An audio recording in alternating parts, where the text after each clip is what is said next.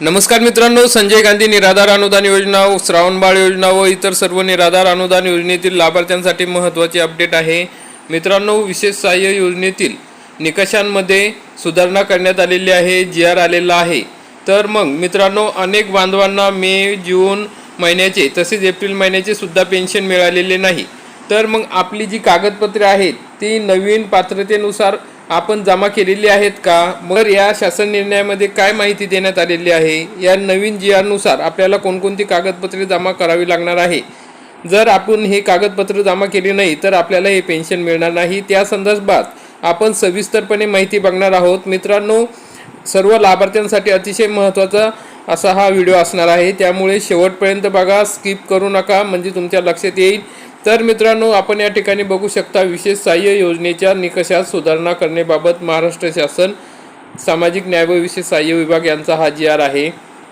मित्रांनो, आपल्या सर्वांना माहिती आहे की दिव्यांग बांधवांना आता 1,500 रुपयावरून 2,500 रुपये एवढे अर्थसहाय्य DBT मार्फत देण्यात येत आहे.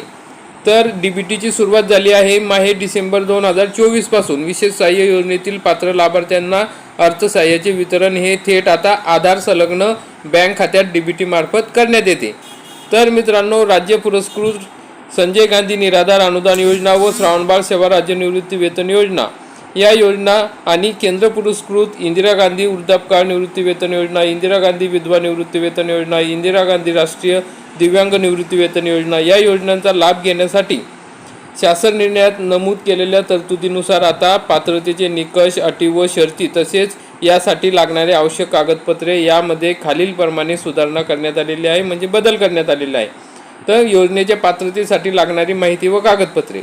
मित्रांनो, मग आता नवीन जे अर्जदार आहे त्यांना या पद्धतीने नवीन अर्ज भरून द्यायचा आहे.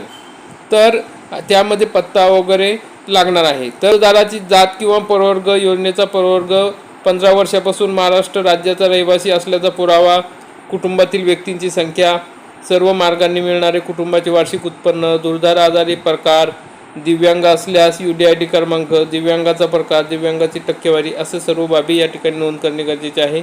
तसेच बँक खात्याचा तपशीलमध्ये आधार संलग्न बँक खाते क्रमांक पडताळणी, IFSC कोड, बँकेचे नाव, बँक खातेदाराचे नाव तसेच स्वयं घोषणापत्र ह्या बाबी आता या ठिकाणी बंधनकारक करण्यात आलेले आहे. तर मित्रांनो, मग विशेष सहाय्य योजनेच्या पात्रतेसाठी खालील कागदपत्रे आवश्यक आहे. वरती अर्जाचा नमुना होता आहे कागदपत्रे. मग ओळखीचा पुरावा म्हणून अर्जदाराचे आधार कार्ड तसेच महारोहयो जॉब कार्ड तसेच अर्जदाराचा पत्ता, रहिवासी दाखला आणि रेशन कार्ड लागणार आहे. अर्जदाराचा वयाचा पुरावा, मग अर्जदाराचे जन्म प्रमाणपत्र, शाळा सोडल्याचा दाखला या गोष्टी या ठिकाणी लागणार आहे. अर्जदाराचा उत्पन्नाचा पुरावा, मग उत्पन्नाचे प्रमाणपत्र तहसीलदार यांचे लागणार आहेत. जर तुम्ही उत्पन्नाचे प्रमाणपत्र जमा केले नसेल तर तुम्हाला पुढील महिन्यापासून पेन्शन मिळणार नाही. त्यासाठी तहसीलदाराचे उत्पन्नाचे प्रमाणपत्र लागणार आहे. तर शासनाच्या निर्णयानुसारच जे दिव्यांग लाभार्थी असतील किंवा संजय गांधी निराधार अनुदान योजनेतील ज्येष्ठ नागरिक असतील, त्यांचं वय जर 50 वर्षापेक्षा जास्त असेल तर त्यांनी फक्त 5 वर्षातून एकदाच द्यायचं आहे. परंतु ज्यांचे वय 50 वर्षापेक्षा खाली आहे किंवा कमी आहे त्यांनी उत्पन्नाचा दाखला हा दरवर्षी द्यायचा आहे. तर आपण दिला नसेल तर एकदा आपण हा नवीन दाखला काढून त्या ठिकाणी जमा करा, तरच आपल्याला पेन्शन मिळणार आहे. अर्जदाराचा पत्ता, त्यासाठी मतदान कार्ड, आदिवासी प्रमाणपत्र, रहिवासी दाखला या ठिकाणी लागणार आहे. पात्रतेचे पुरावे हे महत्त्वाचं आहे की आता नवीन जे लाभार्थी आहेत त्यांच्यासोबत जुने लाभार्थी आहेत त्यांना आणि आता नवीन लाभार्थ्यांना पात्रता ही सारखीच करण्यात आलेली आहे. अर्जदार दिव्यांग असल्यास UDID कार्ड हे कंपल्सरी आहे. पतीचे मृत्यूचे प्रमाणपत्र, विधवा महिला असतील तर पतीचे मृत्यूचे प्रमाणपत्र या ठिकाणी जमा करणे गरजेचे आहे. घटस्फोटाचा पुरावा न्यायालयीन, मग या ठिकाणी घटस्फोटाचा पुरावा जमा करणे गरजेचे आहे. तसेच स्वयं घोषणापत्र विधवा महिला तसेच घटस्फोटित महिलांसाठी दरवर्षी द्यावे लागते. त्यामध्ये की मी लग्न केलेले नाही किंवा माझे लग्न झालेले नाही याबाबतचा पुरावा त्या ठिकाणी सादर करावा लागतो, तरच आपल्याला पेन्शन चालू राहते. हे मात्र महिला भगिनींनी लक्षात ठेवा. अनाथ प्रमाणपत्र, अत्याचारित महिला प्रमाणपत्र, जिल्हा चिकित्सक, महिला व बालविकास अधिकारी किंवा पोलीस प्रमाणपत्र या ठिकाणी आवश्यक आहे. घटस्फोट प्रलंबित असल्या त्याबाबतचे प्रमाणपत्र, ग्राम महसूल अधिकारी किंवा ग्रामसेवक आणि तृतीयपंथी प्रमाणपत्र हे पुरावे आपण जमा करणे गरजेचे आहे। हे पुरावे जर आपण त्या ठिकाणी जमा केले नसतील तर लवकरात लवकर जमा करा, कारण की या ठिकाणी सांगितलेलं आहे की विशेष सहाय्य योजनेतील पात्र लाभार्थ्यांना अर्थसहाय्याचे वितरण थेट त्यांच्या बँक खात्यात डीबीटीद्वारे केले जाते। ग्राम महसूल अधिकारी यांनी अर्जदाराच्या घरी समक्ष भेट घेऊन योजनेसाठी केलेल्या कागदपत्रांची तसेच एकत्रित कुटुंबाच्या सदस्यांची वार्षिक उत्पन्नाची पडताळणी करून लोकेशनसह फोटो या ठिकाणी काढायचे आहे, अद्ययावत करायचे आहे। सदर योजनेअंतर्गत पात्र लाभार्थ्यांची अंतिम निवड पोर्टलवर माहिती अद्ययावत करण्याची जबाबदारी संबंधित नायब तहसीलदार यांची राहणार आहे।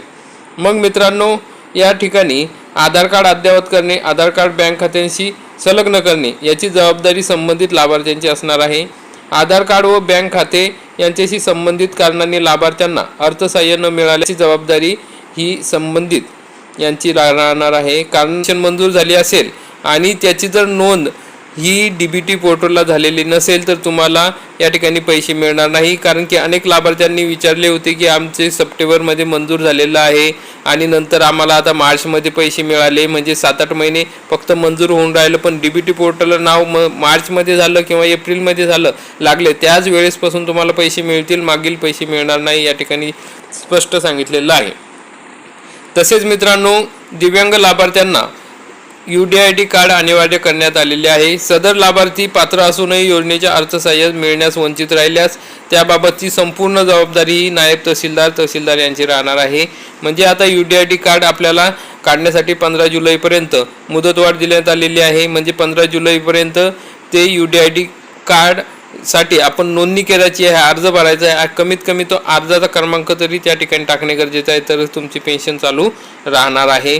तर मित्रांनो, अशा पद्धतीने राज्य पुरस्कृत संजय गांधी निराधार अनुदान योजना, श्रावणबाळ सेवा राज्य निवृत्ती वेतन योजना या योजना आणि केंद्र पुरस्कृत इंदिरा गांधी राष्ट्रीय वृद्धापकाळ योजना, विधवा निवृत्ती वेतन योजना, दिव्यांग निवृत्ती वेतन योजना या योजनांच्या उर्वरित पात्रतेसाठी निकष, अटी व शर्ती हे क्रमांक या ठिकाणी 1 ते 5 शासन निर्णयात प्रमाणे राहणार आहेत। म्हणजे या सर्व योजनांसाठी या शासन व अटी नवीन प्रमाणे राहणार आहे।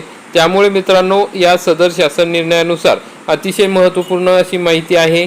आपल्याला जर हा GR बघायचा असेल तर www.maharashtra.gov.in या संकेतस्थळावर बघू शकता किंवा आपल्या डिस्क्रिप्शन बॉक्समध्ये बघू शकता किंवा आपल्या टेलिग्राम चॅनलवरती हा उपलब्ध करून देण्यात येईल। तर मित्रांनो, अशा प्रकारची महत्त्वाची अपडेट आहे। तुमचे जर यापैकी काही कागदपत्र अपूर्ण असतील तर तुम्ही लवकरात लवकर तहसील कार्यालयात नेऊन जमा करा, कारण की आता पुढील आठवड्यात आपले पेन्शन मिळू शकते। जर कोणाची बंद झाली असेल, मागील महिन्याची मिळाली नसेल तर या कागदपत्रांची पूर्तता करा। हयातीचा दाखला आपल्याला 30 तारखेपर्यंत काढायचा आहे। तसेच उत्पन्नाचा दाखलासुद्धा 30 तारखेपर्यंत द्यायचा आहे आणि डीबीटी पोर्टलला आपले नाव नोंदणी होणे गरजेचे आहे। कोणत्याही कारणाने जर आपल्या डीबीटी पोर्टलला होल्ड लागला असेल तर त्या ठिकाणी तो काढून घेणे गरजेचे आहे। सर्व कागदपत्रांची पूर्तता करणे गरजेचे आहे, तरच आपल्याला पेन्शन हे सुरळीत चालू राहणार आहे। तर मित्रांनो, यासाठी आपण या ठिकाणी लक्ष देणे गरजेचे आहे। अशा प्रकारची महत्त्वाची अपडेट आहे। जास्तीत जास्त लाभार्थ्यांपर्यंत हा व्हिडिओ नक्की शेअर करा आणि व्हिडिओ आवडल्यास व्हिडिओला लाईक करा, चॅनलला सबस्क्राईब करा। धन्यवाद। जय हिंद, जय महाराष्ट्र।